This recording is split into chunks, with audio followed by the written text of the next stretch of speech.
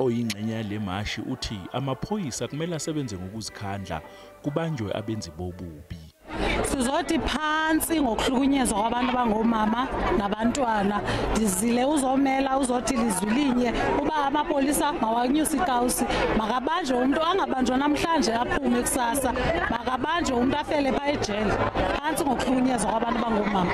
USonga ukhala kakhulu ngokungaqini komthetho kulelizwe njengoba umuntu eboshwa namhlanje kodwa kusasa useyazihambela nje la ngaphandle. Akazinanyaka. Sicela uncediswa ngumthetho.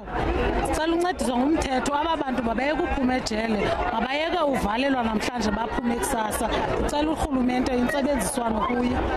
Abanye bayingxenye yalemashi bathi basengaqhubeka bamashe usuku nosuku kuze kube kwenziwa ubulungiswa. We against any violence eyenzekayo emantombazaneni. Sizothi abantu abaselungelweni lokwenza into elungileyo, justice must be served. Ukuba ngaba kufanele senze ezimatch njengoba ubusisho imihla nemihla, we are just going to continue senze ezimatch until justice is served. Abathungathu ababulali bakaNamhla babolele ejele, izikhiye zejele zithathwe ziyophoswa emfuleni.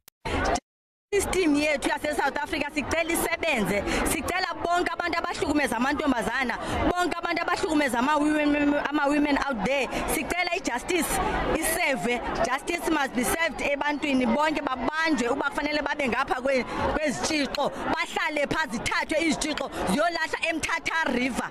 uNamhla wadutshulwa wabulawa esemotweni yakhe edutshulwa umuntu ongaziwa ngenkathi efika kubo esidwadwa eMthatha ngomhla zingama-21 kuMbasa wanunyaka. Walimala kakhulu kwesingenhla sakhe waseshonela endaweni yesigameko. Udadewabo kaNamhla usanga uthi udadewabo bethandana nesoke belimhlukumeza abesethandane nalo iminyaka e17 nokuwumuntu osomabhizinisi owaziwayo. Leli soka liyaziphika izinsolo zokubulala isinqanda mathe salo.